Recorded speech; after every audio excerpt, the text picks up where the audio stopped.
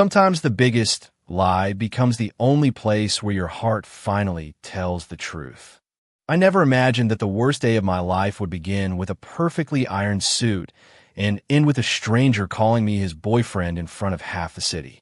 My name is Ethan Brooks, and until that evening I believed embarrassing moments only happen in movies. I was wrong. The grand ballroom of the Harbor Crown Hotel shimmered beneath crystal chandeliers, every polished surface reflecting elegant gowns, tailored tuxedos, and confident smiles. As an event planner, I had spent 6 exhausting months organizing the charity gala. Every floral arrangement, every table setting, every light hanging from the ceiling had passed through my hands. I should have been proud. Instead, I stood frozen near the center stage while hundreds of guests watched my carefully built world collapse. Daniel, the man I had dated for almost 2 years, smiled politely before placing his hand around someone else's waist. His voice was calm, almost rehearsed. "Ethan, I think it is better if everyone knows now. I have fallen in love with someone else." A ripple of whispers spread across the ballroom. Camera flashes erupted from several entertainment reporters invited to cover the charity event. My face burned. I wanted to disappear into the polished marble floor beneath my feet. Every instinct told me to walk away with dignity, but my legs refused to move. Daniel continued speaking as though he were announcing a business partnership instead of ending a relationship. "I hope we can still be friends." Friends. The word echoed through my mind with cruel irony. Around us, guests avoided eye contact while pretending not to watch. Others openly stared, hungry for another dramatic moment. I forced myself to smile, even though it felt impossible. "Congratulations," I managed to whisper. My voice barely sounded like my own. I turned toward the nearest exit before anyone could see the tears threatening to escape. That was when the room suddenly became strangely quiet. Conversation stopped. Even the photographers lowered their cameras for a heartbeat before lifting them again with renewed excitement. I followed everyone's gaze toward the entrance. Alexander Hayes had arrived. Everyone in New York knew his name. The young billionaire chief executive officer rarely attended public events unless absolutely necessary. He carried himself with effortless confidence, dressed in a perfectly tailored black suit that matched the calm authority in his silver eyes. People admired him, feared him, and endlessly speculated about his private life because nobody truly knew the man behind the headlines. He walked through the ballroom without hesitation, ignoring curious glances until he stopped directly in front of me. I blinked in confusion. We had never met. At least, I did not think we had. "Are you Ethan Brooks?" he asked quietly. I nodded before finding my voice. "Yes." He studied my face for one long second, then looked toward the crowd still watching us. Without warning, he reached for my hand. His grip was firm but gentle, steady enough to stop my trembling fingers. The cameras exploded into another storm of flashes. Before I could ask what he was doing, Alexander turned toward every guest in the ballroom and spoke with complete confidence. "There seems to be a misunderstanding," he said. "Ethan is not alone tonight." My heart pounded so loudly I barely heard the gasps around us. Then he looked directly into my eyes, his expression unreadable but strangely reassuring. "He is my boyfriend." Silence swallowed the ballroom. Daniel's face drained of color. Reporters rushed closer, eager to capture every reaction. I stared at the stranger holding my hand, certain this could not possibly be real. Yet Alexander never released his grip. Instead, he leaned slightly closer and whispered so only I could hear. "If you trust me for the next 5 minutes, I promise your life is about to change." I cannot move. Hundreds of curious eyes remained fixed on Alexander and me, while camera shutters echoed across the ballroom like a relentless rainstorm. My heartbeat refused to slow. Nothing about this moment made sense. A few minutes earlier, I had been standing alone after the most humiliating moment of my life. And now one of the most influential men in New York was calmly holding my hand as though we had belonged together for years. The reporters rushed toward us, their questions overlapping until they became impossible to separate. "How long have you been together? Why has nobody seen you before?" Is this why Mr. Hayes has avoided dating rumors for so long? Alexander answered none of them. Instead, he offered a polite smile that revealed almost nothing. His composure never changed. He gently guided me away from the growing crowd, shielding me from the flashes without making the movement seem forced. We stepped into a quiet, private hallway outside the ballroom where the noise finally faded behind heavy wooden doors. I immediately pulled my hand back and stared at him in disbelief. "Why did you do that?" I asked, struggling to understand what had just happened. Alexander looked directly at me. His expression remained calm, but there was something sincere in his eyes. "Because I needed someone people would believe," he replied, "and because I could see you needed someone to stand beside you." I laughed once, more from confusion than amusement. That explanation raises more questions than answers. For the first time, the corner of his mouth lifted slightly. I expected that.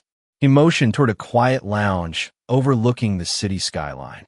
We sat across from one another, separated by a polished wooden coffee table.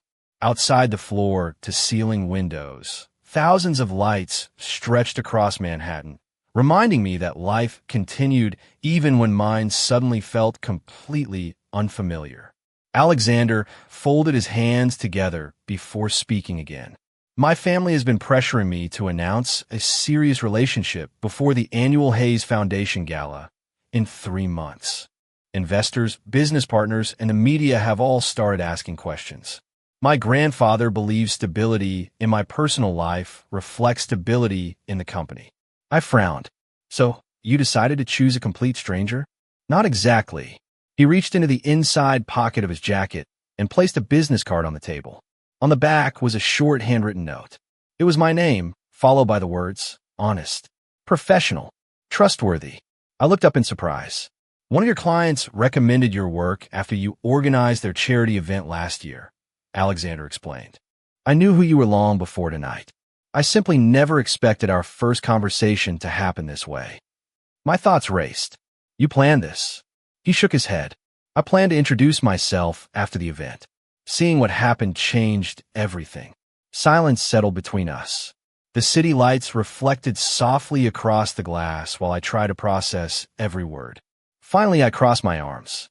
"Even if I believed you, pretending to be your boyfriend is completely unreasonable."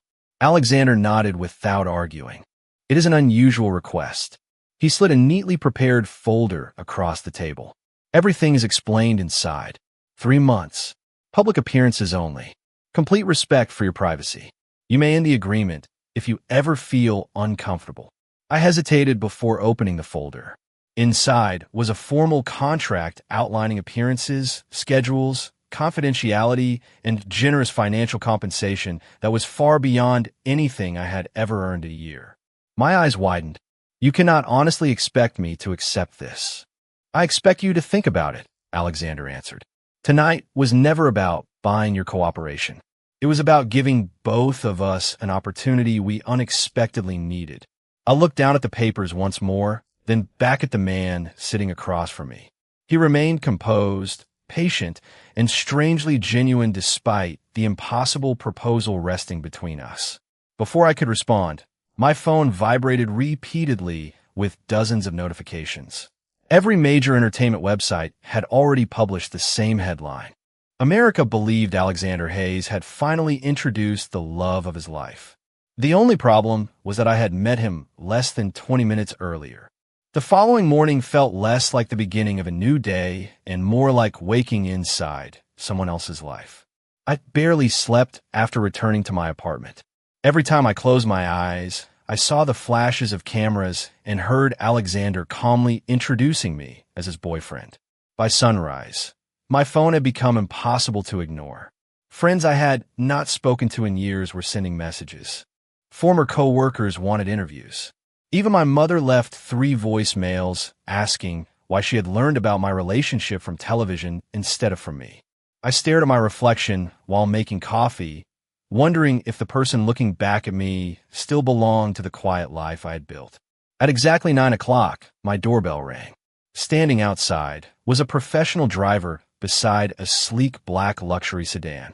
He greeted me politely and handed me a small envelope. Inside was a handwritten note. "No pressure. I simply believe decisions deserve honest conversations. Alexander, I considered refusing. Walking away would certainly be easier than stepping deeper into a story that had already escaped my control. Yet curiosity refused to let me close the door. 40 minutes later, the car stopped in front of the Hayes Tower, a gleaming skyscraper rising above the Manhattan skyline. The lobby was elegant without feeling excessive. Employees greeted Alexander with quiet respect rather than fear, something I had not expected from a man the media constantly described as cold and intimidating. His executive assistant welcomed me warmly before leading me into a spacious office overlooking the Hudson River. Alexander stood near the window, holding 2 cups of coffee. "I remembered you ordered a vanilla latte during the gala planning meeting last spring," he said as he handed me one. I blinked in surprise. "You remember something that small?" He shrugged slightly. "Details matter." That simple answer lingered in my thoughts longer than I expected. We sat together at a conference table instead of across his large executive desk. Somehow that small decision made the conversation feel less like a business negotiation and more like 2 people trying to solve an unexpected problem. Alexander opened a folder containing a calendar filled with upcoming charity events, business dinners, museum galas, and family gatherings. "These are the appearances that matter," he explained. "Nothing beyond this schedule is required. I will never ask you to pretend when cameras are not involved. You will have your own apartment, your own career, and complete freedom outside these events."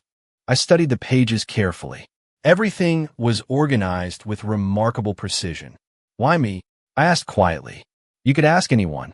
Alexander met my eyes without hesitation.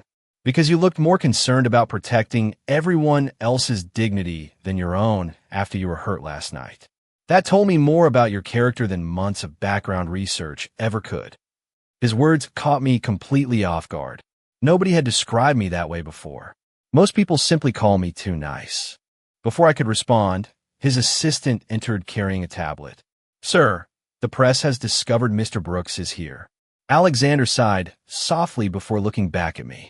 "This is exactly why I hoped we could decide together today." He walked toward the window, where dozens of reporters had already gathered outside the building. Camera lenses pointed upward, waiting for any sign of us. He did not appear frustrated. Instead, he seemed genuinely concerned about how much unwanted attention had suddenly entered my life. "Ethan," he said carefully, "if you refuse, I will personally tell every reporter that last night was my mistake and accept every consequence. Your reputation will not suffer because of me." I searched his face for even the smallest hint of manipulation, but found none. For the first time since we met, I realized Alexander Hayes was offering me something far more valuable than a contract. He was giving me a choice. I took a slow breath, looked once more at the waiting cameras below, then back at the man who had unexpectedly stepped into the worst night of my life. "If we're going to do this," I finally said, "we do it honestly, even if the relationship itself begins with a lie." Alexander smiled for the first time, and somehow the entire room felt warmer. 3 days later, I realized pretending to be someone else's boyfriend was far more exhausting than organizing the largest event of my career. Every hour introduced another interview request, another photograph circulating online, or another stranger claiming they already knew everything about my relationship with Alexander.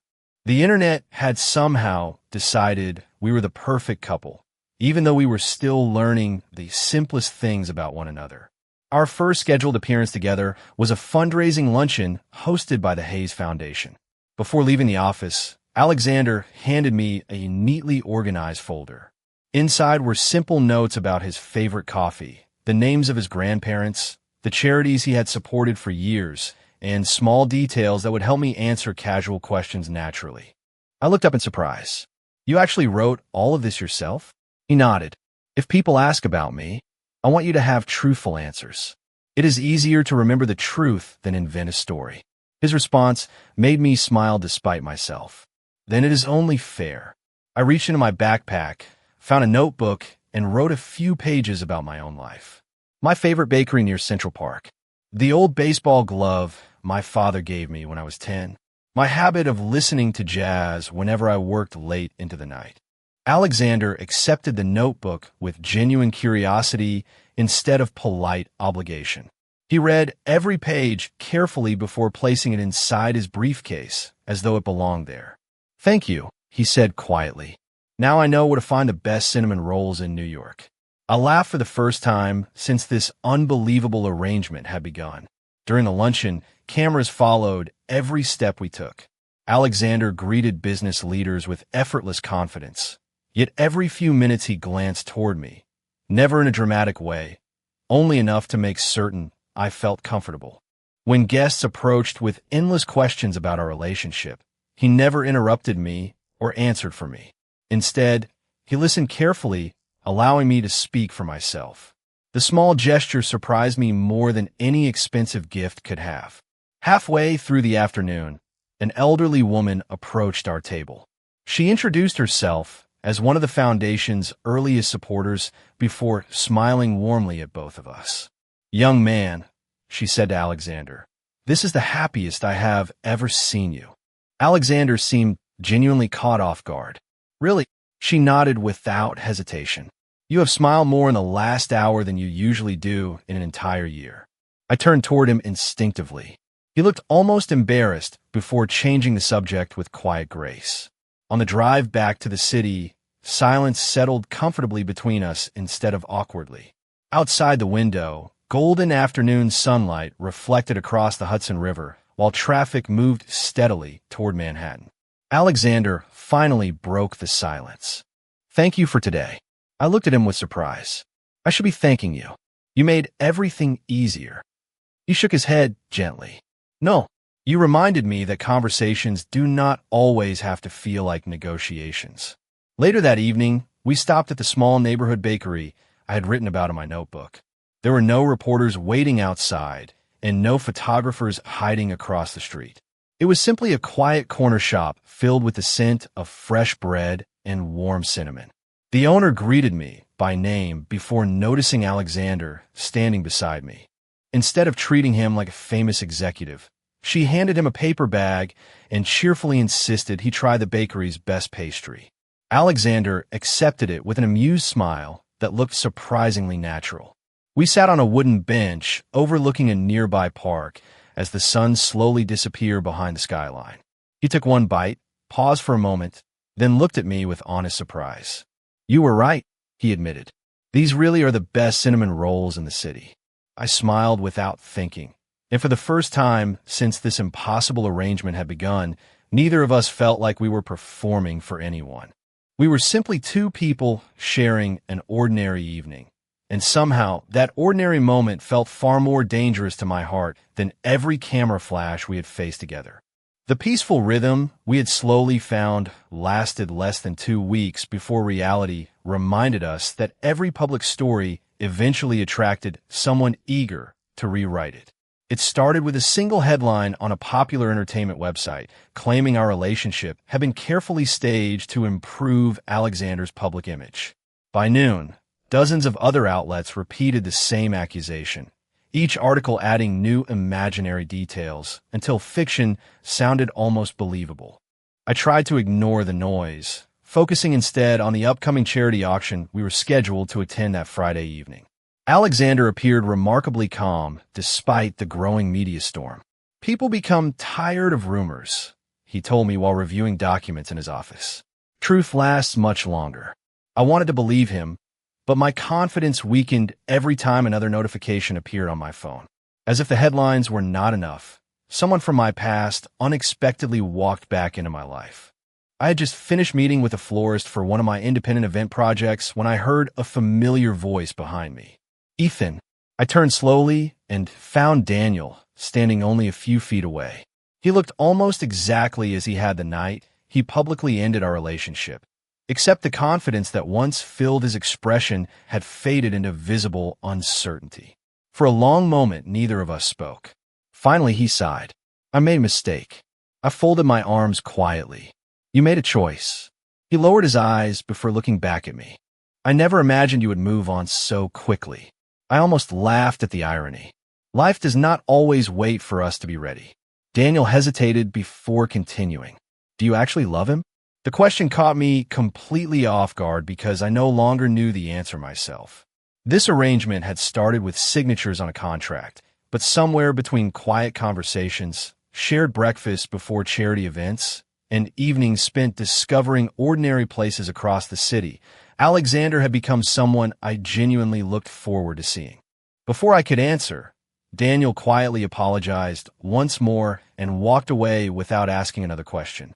His departure left me standing alone with thoughts I had been carefully avoiding.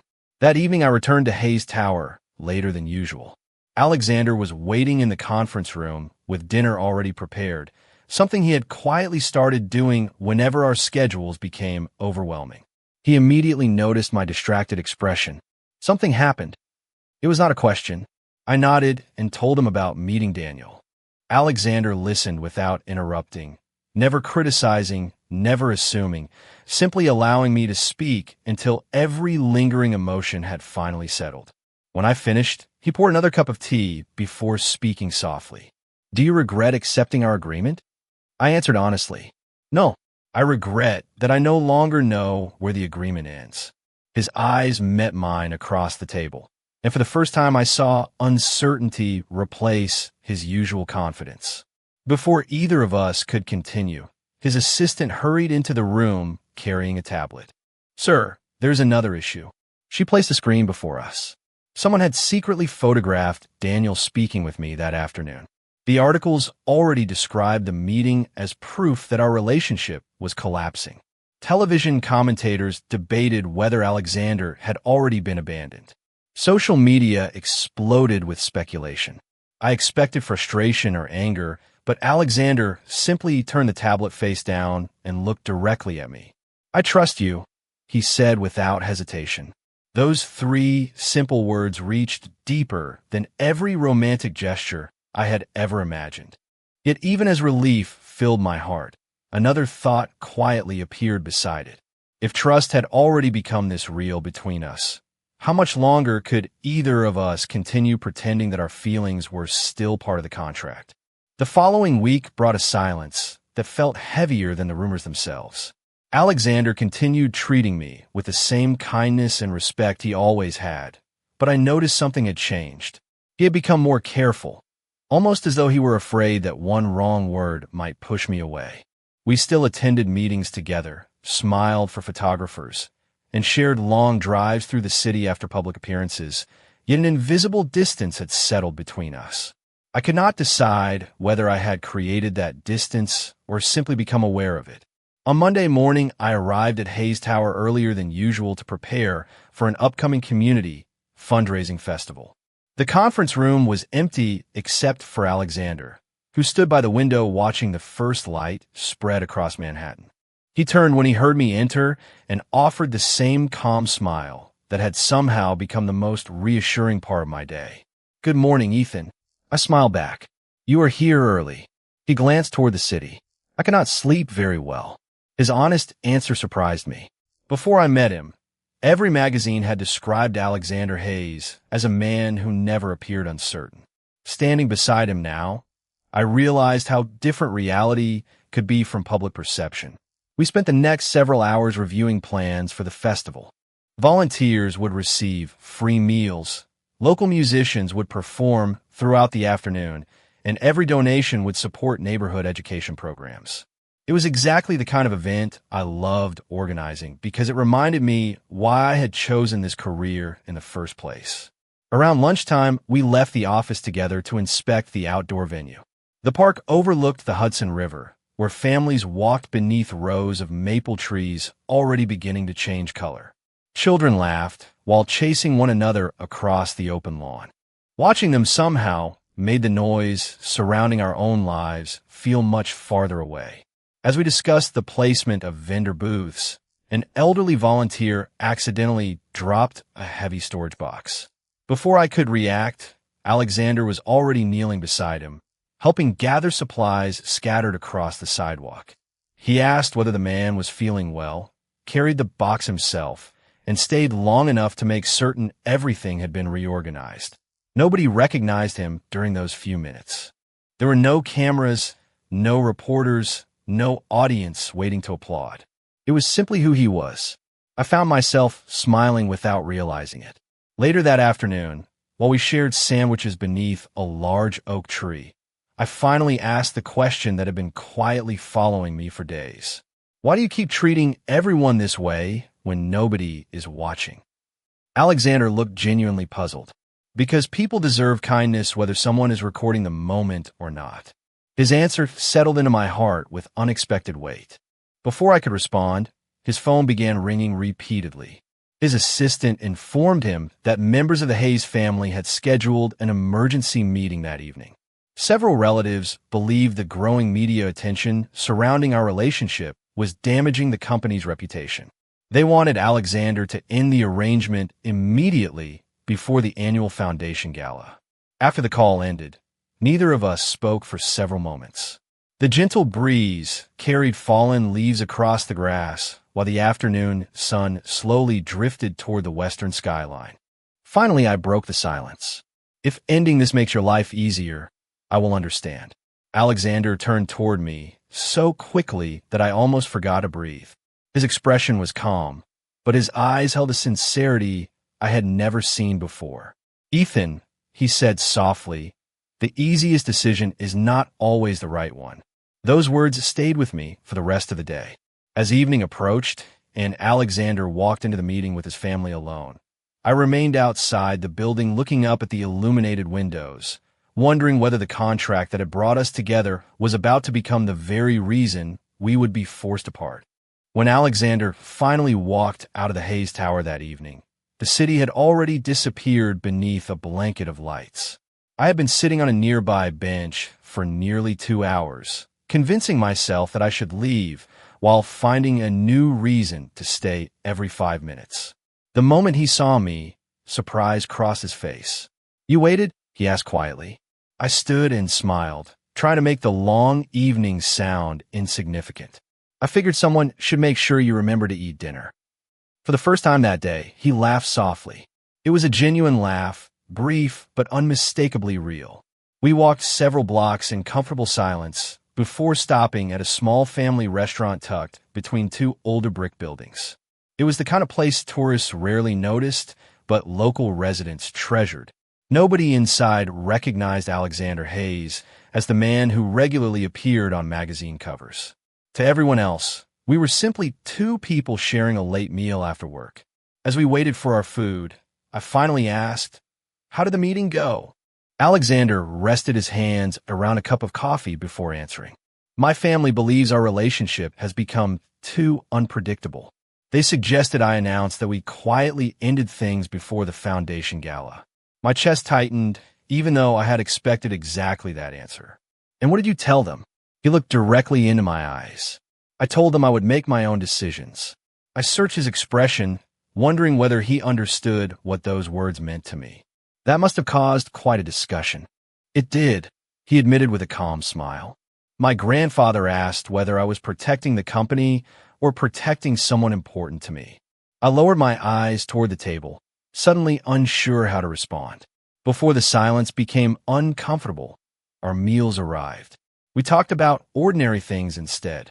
My next community event, his childhood memories of visiting the same neighborhood with his mother, our favorite movies. The conversation flowed so naturally that I almost forgot how unusual our situation had become. After dinner, we stepped back onto the quiet sidewalk. A gentle autumn breeze carried the scent of fresh rain through the streets. As we crossed a small park, we noticed volunteers struggling to prepare decorations for a neighborhood harvest celebration after several workers had canceled unexpectedly. Without hesitation, Alexander rolled up the sleeves of his dress shirt and asked where he could help. I joined him, and together we spent more than an hour hanging lights, arranging tables, and carrying supplies. Children ran around laughing, while parents thanked every volunteer they passed. There were still no reporters, no photographers, and no business executives watching from a distance. The simple evening somehow became one of the happiest moments I had experienced in months. An elderly woman organizing the celebration smiled warmly as she watched us work together. "You two look like people who make each other better," she said. Neither of us answered immediately. Her words lingered long after she walked away.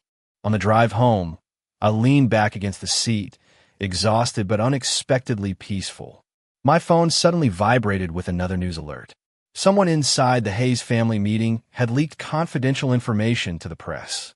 Every major outlet now claimed that the Hayes family opposed our relationship, and that an official announcement would arrive within days. I quietly locked the screen before Alexander could notice, but he had already seen the concern on my face. "More rumors?" he asked. I nodded. He sighed softly, then reached into the center console and handed me a small envelope. "I was going to wait until tomorrow," he said, "but perhaps now is the right time." Inside was the original contract we had signed together. I looked up in confusion. Alexander smiled with quiet sincerity. "Read the last page." My hands trembled slightly as I turned to the final sheet. Attached beneath our signatures was a new handwritten sentence that had not been there before. It simply read, "If either of us begins to develop real feelings before this agreement ends, honesty becomes more important than the contract." I looked at Alexander, unable to speak, and in that silent moment, I realized the greatest risk between us was no longer pretending to love each other. It was admitting that pretending had quietly become unnecessary. The annual Hayes Foundation Gala arrived beneath a clear autumn sky, and with it came the moment both of us had quietly anticipated since the night we first met. The ballroom looked even more magnificent than I remembered, yet this time I was not standing there as the event planner hiding behind schedules and decorations. I walked beside Alexander, and although countless cameras followed our every step, I no longer felt overwhelmed by the attention. During the past several weeks, something important had changed inside me. The fear of pretending had slowly been replaced by the fear of losing someone who had become part of my everyday life. As we greeted guests, I noticed the warmth in Alexander's voice whenever he introduced me to business partners, volunteers, and longtime family friends. Nothing sounded rehearsed anymore. Every smile felt natural. Every conversation flowed effortlessly. Even the smallest gestures, like the way he quietly moved through crowded spaces to make certain I never felt isolated, had become second nature. Halfway through the evening, Alexander's grandfather approached us. His expression remained serious, but there was no hostility in his eyes. "Ethan," he said politely, "would you join me for a moment?" I followed him to a quiet balcony overlooking the city lights. For several seconds, neither of us spoke. Finally, he looked toward the skyline before turning back to me. "I have spent my entire life judging people by results," he admitted. "At first, I believed you were simply part of a carefully managed arrangement. I was wrong." I listened quietly as he continued. "Since you entered Alexander's life, he has become more patient with employees, more present with his family, and happier than I have seen him in years. That cannot be created by a contract." His words caught me completely by surprise. Before returning to the ballroom, he offered a small smile. "Whatever decision you two make after tonight, make it because it is true." When I found Alexander again, he immediately noticed something had changed. "Everything all right?" he asked. I nodded. "Better than all right." Just then the master of ceremonies invited Alexander to deliver the foundation's closing speech. The ballroom gradually became silent as he stepped onto the stage. I expected him to speak about education programs, community projects, and future initiatives. Instead, after thanking the donors and volunteers, he paused for several long seconds before looking directly toward me. "There's one more thing I need to say tonight," he began. Every conversation stopped. Every camera turned toward the stage. Several months ago, I asked someone to help me solve a problem. I believed I was asking him to play a role for a short period of time. What I did not expect was that he would quietly change the way I see success, trust, kindness, and love. My heart pounded so loudly that I barely heard the murmurs spreading through the audience. Alexander continued speaking with complete sincerity. "Some relationships begin with perfect timing. Ours began with perfect honesty hidden inside an imperfect situation. Somewhere along the journey, the contract stopped meaning anything because the feelings became real." He reached into his jacket pocket, removed the folded agreement we had both signed, and held it in front of everyone. Without hesitation, he tore the document neatly in half before placing the pieces on the podium. The room remained completely silent. Then he stepped down from the stage and walked directly toward me. Standing only a few feet away, he smiled with the same quiet warmth that at first made me trust him. "Ethan," he said softly, "there is nothing left to pretend. I love you, not because of an agreement, not because of expectations, and certainly not because anyone is watching. I love the person who stayed beside me when walking away would have been easier." Tears filled my eyes before I could stop them. I smiled through them and answered with complete certainty. I stopped pretending a long time ago. At that very moment, applause slowly filled the ballroom, but I hardly noticed it. For the first time since that unforgettable evening when a stranger took my hand, the future standing in front of us finally belonged to both of us together. 6 months passed more quickly than either of us expected. The headlines that once questioned whether our relationship was real slowly disappeared, replaced by stories about the community projects we supported together and the people whose lives had been changed through the Hayes Foundation. The attention no longer felt like something we had to survive. Instead, it became an opportunity to focus on causes that mattered far more than gossip. My own event planning business had grown beyond anything I once imagined possible. Clients trusted me because they had watched me remain calm through the most unexpected chapter of my life. And every successful project reminded me that I had never needed to become someone different to deserve happiness. Alexander continued leading Hayes Holdings with the same discipline and integrity that had earned everyone's respect, but there was one noticeable difference. He no longer measured success only by quarterly reports or expanding investments. He made time for family dinners, neighborhood volunteer events, and quiet weekends that belonged to no one except us. One crisp Saturday morning in early spring, Alexander suggested we take a walk before meeting volunteers at a literacy fundraiser. Instead of choosing one of the city's famous parks, he drove toward the waterfront where everything had unexpectedly begun months earlier. The Harbor Crown Hotel stood in the distance, its glass walls reflecting the bright morning sun. I smiled as soon as I recognized it. "You planned this," I said. Alexander laughed softly. "Perhaps a little." We followed the riverside path until we reached the same overlook where we had once escaped a room filled with cameras and impossible expectations. The water moved gently beneath the bridge while sailboats drifted across the harbor. For several moments, we simply stood together, listening to the wind and watching the skyline that had witnessed the beginning of our story. Alexander reached into the pocket of his coat and carefully unfolded a small piece of paper that looked surprisingly familiar. I immediately recognized the final page of our original contract, the one containing the handwritten sentence about choosing honesty over pretense. He had repaired the torn page and placed it inside a simple glass frame. "I could never throw this away," he said, "not because it represents the agreement, but because it reminds me of the day my life changed." I smiled as memories returned one after another, from awkward conversations over coffee to quiet evenings at the neighborhood bakery, from difficult decisions to the moment we finally admitted what had already become true. Alexander placed the framed page into my hands before taking a slow breath. "There is one promise missing from that contract," he said.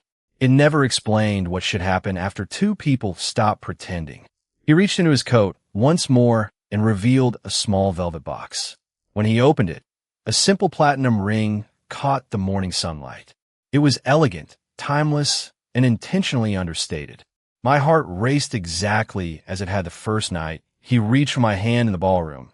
Yet this time there were no cameras surrounding us and no audience waiting for an answer.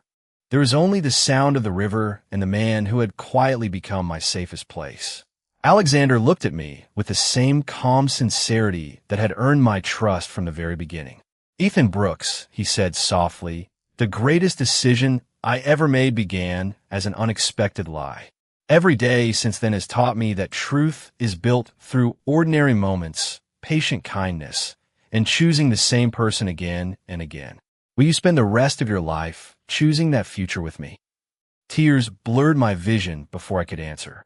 I laughed through them, nodded without hesitation, and whispered the only word that had ever felt so completely certain. Yes. Alexander gently placed a ring on my finger, and we embraced as the spring breeze carried away every remaining shadow of the past. Looking across the water toward the city where everything had started, I realized that real love had never appeared in one dramatic moment. It had quietly grown through trust, honesty, forgiveness, and countless ordinary days that became extraordinary simply because we shared them together. And as we walked toward the waiting volunteers hand in hand, I knew our most meaningful chapter was not the one people had watched unfold. It was the one we would continue writing together, one honest day at a time.